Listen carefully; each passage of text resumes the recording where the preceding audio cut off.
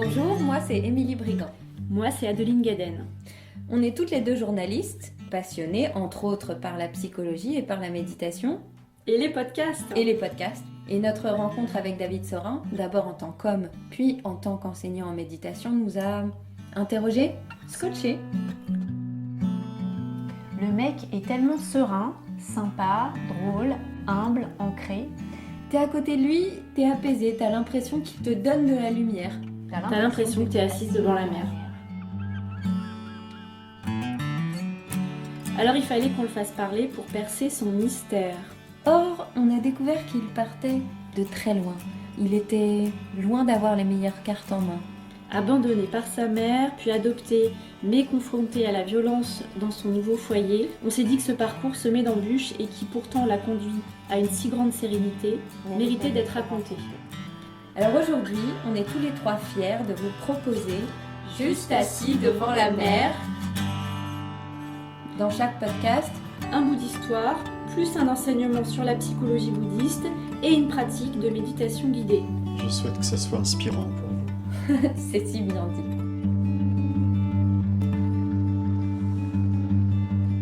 Nous arrivons au 10e et dernier épisode de cette série de podcasts Juste assis devant la mer. Ce fut une belle aventure pour Émilie Brigand et moi-même et nous allons d'ailleurs animer ce dernier épisode ensemble. Dans Juste assis devant la mer, David Sorin nous a parlé d'abandon, d'égarement, de peur, mais aussi d'absence de peur, puis de cheminement spirituel, d'amour, d'attachement. Le tout pour arriver à comprendre cette vie qui l'a conduit à fonder la thérapie par la méditation. C'est donc un épisode bilan et nous l'abordons pleine de gratitude et avec la conscience d'avoir vécu une belle expérience d'interdépendance, une notion si importante dans le bouddhisme.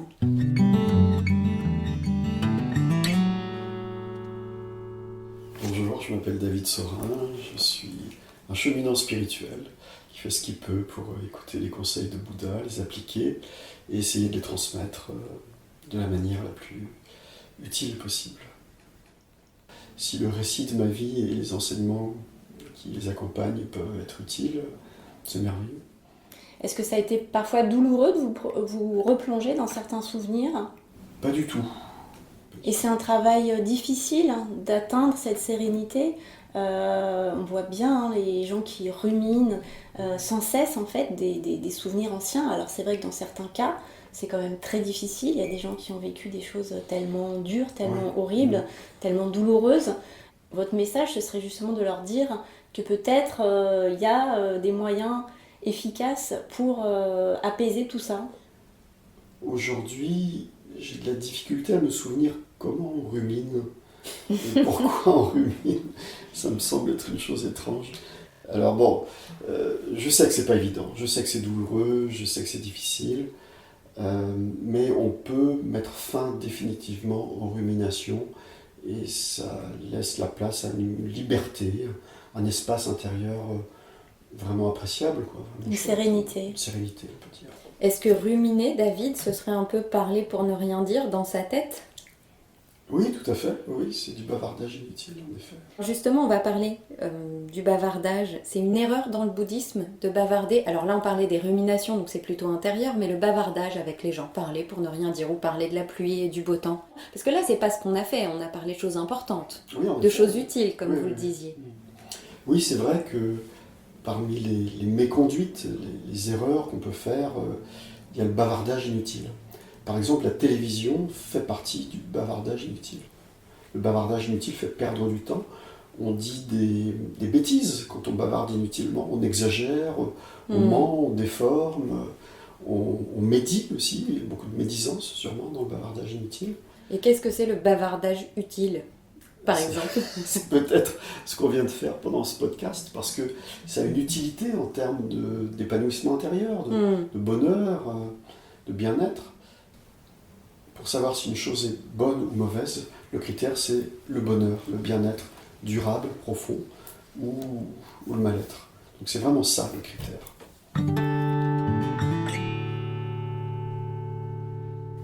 Est-ce que le bonheur, c'est plus fort que la sérénité ? On a a cette notion dans le bouddhisme qu'être heureux, c'est le but, mais la sérénité, c'est le degré au-dessus, le degré en dessous, c'est en parallèle, c'est le ciel bleu dans lequel plane le bonheur.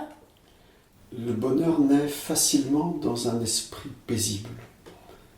Donc il y a un lien évident, oui, entre la paix intérieure, la sérénité, l'espace de liberté intérieure et le bonheur. Alors dans le bouddhisme, le but ultime, c'est l'illumination, l'éveil, quoi. C'est-à-dire le bonheur ultime, inébranlable, durable. C'est quoi l'éveil finalement, David ? C'est la fin du conflit intérieur, c'est l'élimination de toutes les traces de souffrance, de toutes les graines de souffrance. C'est une liberté, la fin de la dualité aussi, c'est-à-dire la fin de l'illusion d'un moi qui observe et qui utilise le monde. Donc c'est la fin de tout conflit, on pourrait dire. Si on devait résumer, David, parce que vous savez, moi j'aime bien les petits schémas, il y a l'esprit serein, duquel peut naître le bonheur, Oui. et du bonheur peut naître l'éveil. C'est encore au-dessus l'éveil. Oui, L'éveil, c'est Bouddha, voilà, c'est ça. c'est un être éveillé. Oui, en effet. Parce que moi, quand j'entends éveil, je vois des yeux ouverts. Et quand je vois des gens qui méditent, je les vois souvent avec les yeux mi-clos. Oui. C'est pour avoir les yeux ouverts vers l'intérieur. Oui, alors on pourrait donner l'image d'un enfant qui fait un cauchemar. L'enfant dort et il souffre. Puis il se réveille et le parent vient le rassurer, le consoler, lui donner de l'amour. Et l'enfant réalise que c'était juste un cauchemar, c'était juste des idées. Ça n'existait pas, cette souffrance n'avait pas lieu d'être. Alors là, l'enfant s'éveille, il sourit, il embrasse sa maman, il est heureux. Voilà, c'est une analogie pour parler de l'éveil. En fait, pour l'instant, comme être ordinaire, on est dans le sommeil de l'ignorance. On est dans un cauchemar, quoi. Voilà, Le samsara, c'est c'est ce qu'on ça. appelle le samsara, une espèce de cauchemar, avec des pauses. Hein. Alors, il y a des temps de joie quand même, de bonheur, mais à un moment donné, la souffrance va revenir. Sympa. Et dans l'éveil, la souffrance ne revient pas.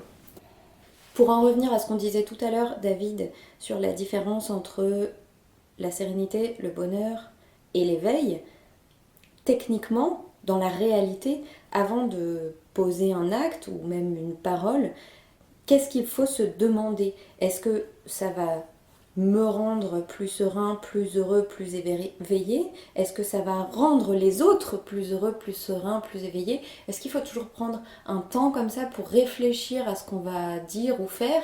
Et puis quelle question vraiment se poser pour trouver la bonne intention, être dans l'intention juste ? Alors oui, encore une fois, le critère, c'est vraiment le bonheur des autres et le nôtre. C'est vraiment ça le critère. Parfois on se trompe. On pense que telle ou telle chose va rendre quelqu'un heureux et puis en fait on se plante complètement, c'est pas du tout, on pense aider, on n'aide pas bien. Oui, c'est pour ça qu'on a inventé l'éthique. L'éthique, c'est un cadre qui nous permet par avance de savoir s'il y a des chances que ça nous rende heureux ou pas. Et les autres ? Et les autres, voilà. On sait par exemple que de mentir, ça peut provisoirement nous donner l'impression d'un soulagement ou d'un bonheur. On se dit « Ouf, j'ai bien menti, j'ai échappé à une réprimande ». On se dit « Ah, ça y est, je suis heureux ». Et puis 10 minutes après, c'est découvert, donc ça n'a pas fonctionné. Voilà, exactement. Donc on sait que le mensonge, d'un point de vue karmique, d'un point de vue de la loi des causes et des effets, c'est probablement cause de malheur. Donc on Ouais, préfère mais éviter. c'est un super exemple et en même temps mon esprit contradictoire me fait tout de suite penser à la guerre. Par exemple, quand on mentait pour dissimuler des juifs et les sauver, on est bien d'accord que c'est du mensonge. En réalité, c'est un acte bénéfique finalement, donc Oui. qui va contre l'éthique. Là, il y a de l'altruisme, oui, en effet. Il y a Donc, toujours une réflexion à avoir certainement au-delà de l'éthique. C'est bon, long finalement de réfléchir à tout ça avant de poser un acte et... ça fait partie de l'éthique. que de privilégier le bonheur des autres par rapport au sien. Si je mens pour me protéger, pour protéger ma réputation, alors c'est égoïste. Il n'y a rien d'altruiste là-dedans. Si je mens pour protéger un juif pendant la guerre, là c'est altruiste. Il y a davantage de chances que ça soit bénéfique. Toujours faire passer les autres avant soi alors. Ça fait Oui. partie du bouddhisme, ça. Oui, l'altruisme, oui, oui. C'est vraiment indispensable. C'est ça aussi, prendre soin de soi-même. Prendre soin de soi-même, c'est essayer d'abandonner l'égoïsme qui est de l'autopréoccupation. Sur cette autopréoccupation sont basées toutes nos souffrances. Donc en privilégiant les autres, on abandonne petit à petit l'autopréoccupation et c'est de cette manière qu'on prend soin de soi, véritablement en profondeur.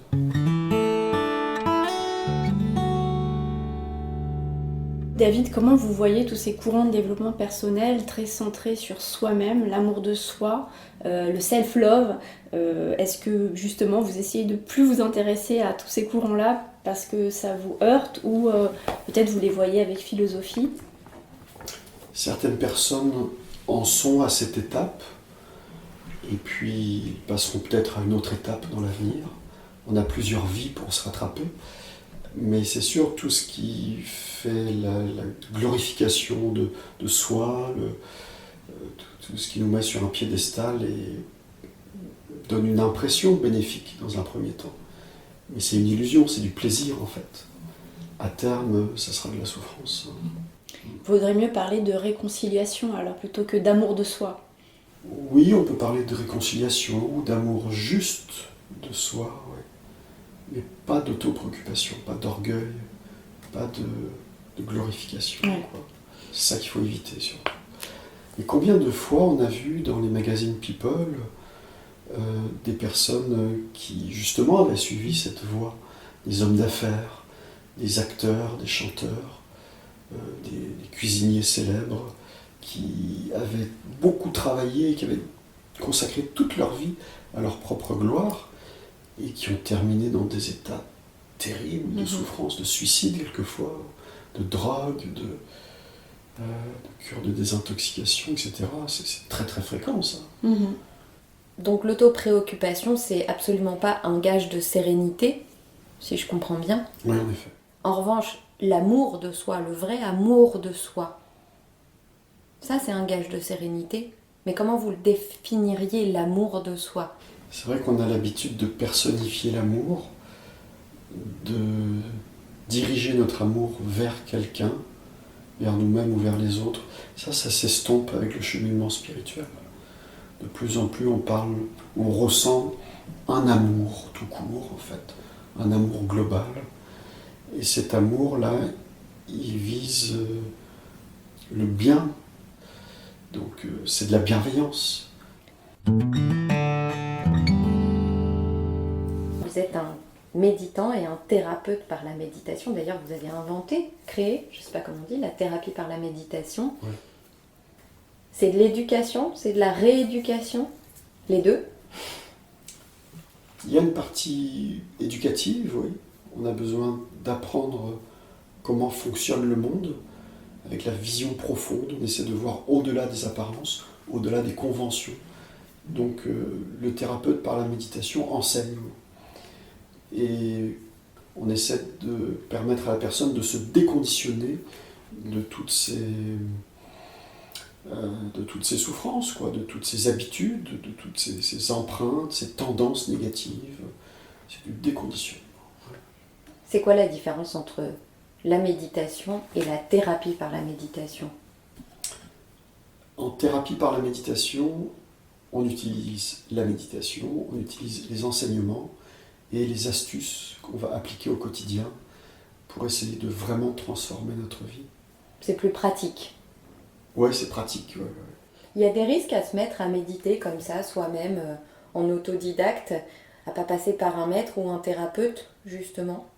Il y a plein de gens qui disent « bah moi je médite Ouais. Bon bah ça va mieux, je médite. On peut se tromper, on peut mal méditer. Il vaut mieux avoir affaire à un enseignant. » Un enseignant. Ouais. Un maître ou un thérapeute. Voilà, c'est ça. Ouais. De façon à vraiment apprendre toutes les finesses de la pratique méditative. C'est quelque chose de très fin, de très subtil. Comment on sait quand on se trompe en méditation? Alors, si les autres dans notre entourage ne remarquent pas de transformation, c'est-à-dire si on garde notre mauvais caractère, par exemple, ou si on est toujours stressé, si on est toujours anxieux, déprimé, c'est signe qu'il y a de l'amélioration à apporter à notre méditation. C'est vraiment au fruit qu'on reconnaît l'arbre. Si on s'isole aussi peut-être, finalement, parce qu'il peut y avoir ça. Si on passe énormément de temps à méditer et que on prend moins de temps pour son entourage, ça peut être aussi un problème. Oui, ça peut être un signe d'égoïsme. Oui. Pourtant, les moines sont relativement isolés des autres. Qu'est-ce qui fait la différence avec un civil qui se met à beaucoup méditer et qui s'isole, et un moine qui, par définition, est isolé? Je dirais pas que le moine est par définition isolé, même s'il est ermite, parce que l'amour, la compassion, les prières pour les autres, ça fait tellement partie du quotidien d'un moine. Au final, quelles valeurs vous semblent les plus importantes à transmettre? L'altruisme, la connaissance de l'esprit, le fait que le bonheur, comme tous nos états d'esprit, se trouve en nous. Donc il faut privilégier le travail intérieur. Et puis l'amour. Oh, c'est déjà pas mal. C'est déjà pas mal. Tout ça en essayant de ne pas nuire. En essayant de ne pas nuire aux autres. De nuire le moins possible.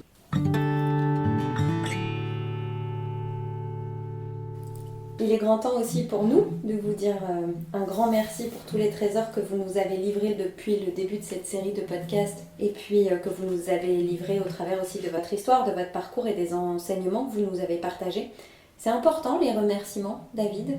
La gratitude, c'est important. Mais c'est important que ça vienne du cœur, que ça vienne de l'intérieur. La gratitude, c'est un cran au-dessus finalement des remerciements. Ou un cran à l'intérieur, oui, en tout cas, oui. Non, puisqu'il peut y avoir des remerciements vides. C'est fréquent, je crois. Une gratitude vide. Non, ça sonne mal. Ça sonne mal. Oui. Quand on est plein de gratitude, on est en lien justement avec les autres. On sent que notre bien-être dépend du travail des autres, dépend des efforts des autres, dépend de la bonté des autres, finalement.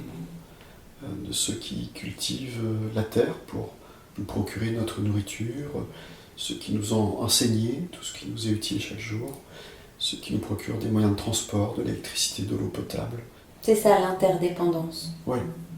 Vous allez donc nous proposer une méditation sur la gratitude et l'interdépendance, une pratique. Oui. Parce qu'on l'a compris, c'est bien beau la théorie, mais la pratique, c'est ce qui permet d'intégrer véritablement. Dans quelles circonstances on peut pratiquer cette méditation? Je vous propose de la pratiquer tous les jours au début des repas. Vous mangez au moins 3 fois par jour, j'imagine. Alors, si vous le pratiquez pendant juste quelques secondes ou quelques minutes, les yeux fermés, juste avant de manger, c'est très bénéfique parce que vous avez dans votre assiette, sur la table, des éléments qui ont été préparés par d'autres. Et si on n'a pas forcément le réflexe de le faire à chaque repas, on peut aussi le faire peut-être tous les soirs après avoir vécu une journée? Oui, une très bonne longue idée. journée. Oui, une très belle manière de terminer positivement une journée que de se souvenir de tous les bienfaits dont on a bénéficié en lien avec les autres dans la journée. Merci David, plein de gratitude pour ce podcast que vous espériez inspirant.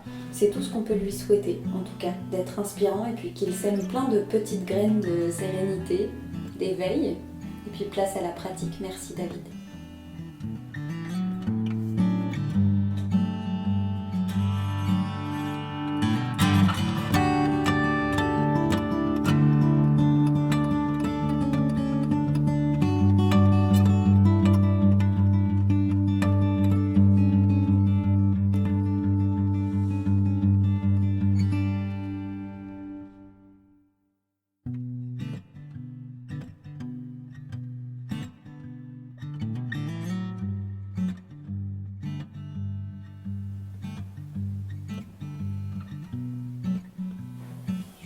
propose de vous installer dans une posture propice à la méditation, le dos bien droit, les pieds à plat sur le sol.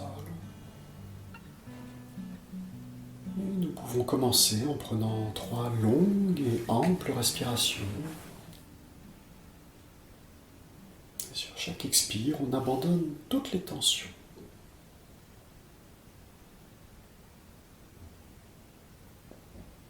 Nous pouvons ressentir notre corps, les pieds, les jambes, l'assise.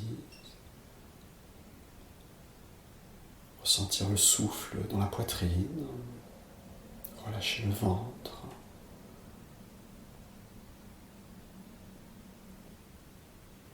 Et nous autorisons l'ensemble du corps ainsi que le visage à se détendre en profondeur.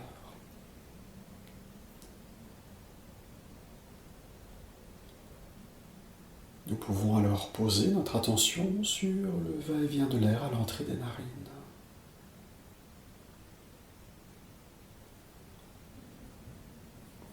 Et à chaque instant, nous essayons de demeurer attentifs au souffle.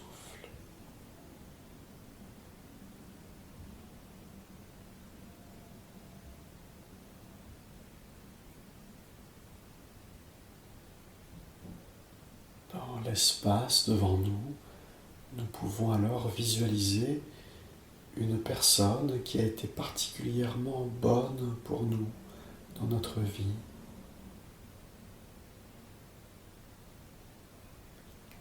Nous pouvons nous souvenir de tous les efforts que cette personne a fait pour nous.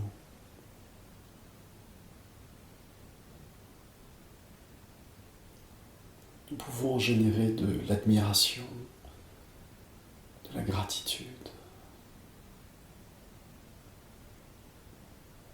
Nous laissons notre cœur se remplir d'un remerciement vibrant, chaleureux, plein d'amour.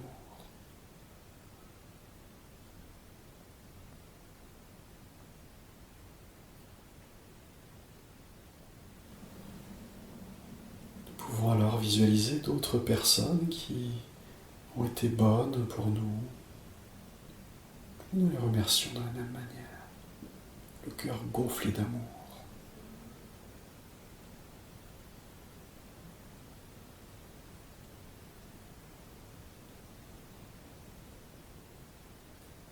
Nous pouvons visualiser médecins, infirmiers. Gratitude pour nos professeurs. Gratitude pour ceux qui nous ont élevés, ceux qui nous ont donné notre corps, nos parents. Visualisons ceux qui nous fournissent de l'eau potable, de l'électricité, des réseaux informatiques, des transports. Ceux qui nous habillent, nous protègent.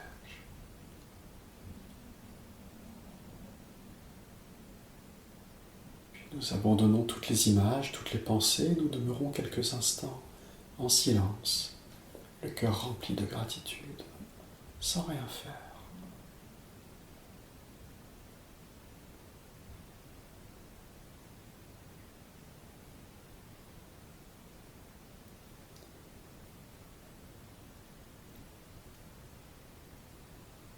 Nous pouvons alors nous sentir reliés au monde, dans une belle interdépendance. Nous pouvons en ressentir de l'amour.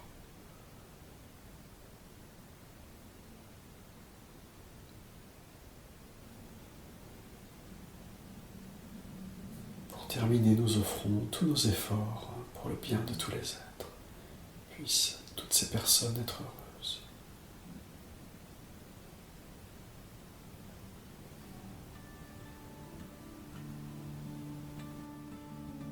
Doucement, nous pouvons alors sortir